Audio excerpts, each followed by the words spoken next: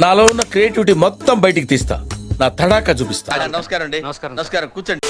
ఆడియోలో ఉన్నది వేణుస్వామి గారికి అత్యంత సన్నిహితురాలైన కీర్తి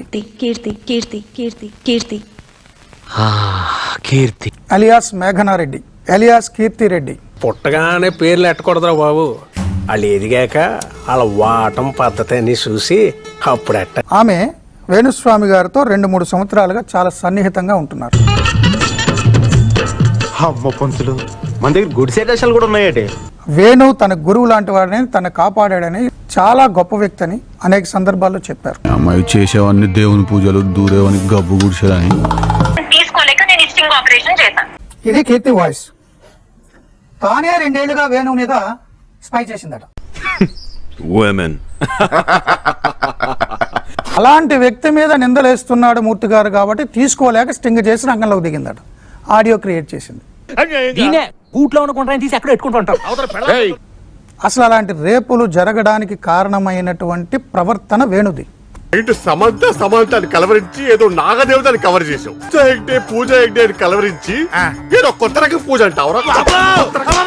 3 సంవత్సరాల బాలికల్ని యోని పూజలు చేయాలని, నగ్న పూజలు చేయాలని పదే పబ్లిక్ లో వీడియో ఇంటర్వ్యూలో చెప్పాడు ఆయన.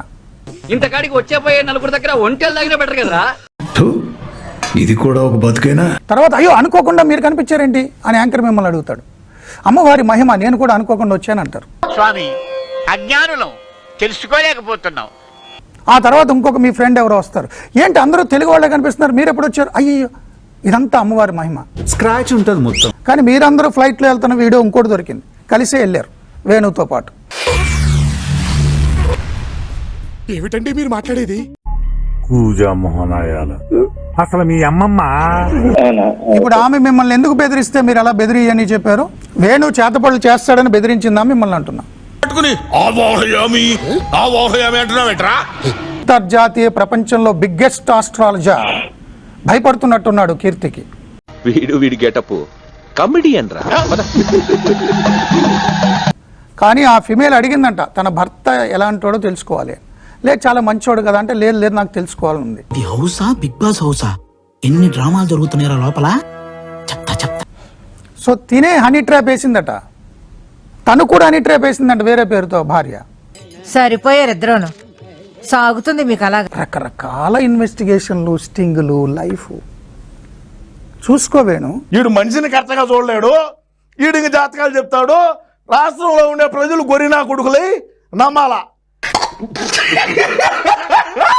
నీ వీడియోలు ఏమైనా ఉన్నాయా? నీ ఆడియోలు ఏమైనా ఉన్నాయా? భయపడుతున్నావా?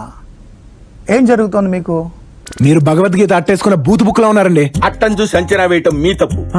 ఏదైనా తిరగేస్తే కదా తెలిసేది అది అట్ట రొట్ట అని. పొద్దున్నే ముష్టోళ్ళ తాకిడి తట్టుకోలేకపోతున్నాను.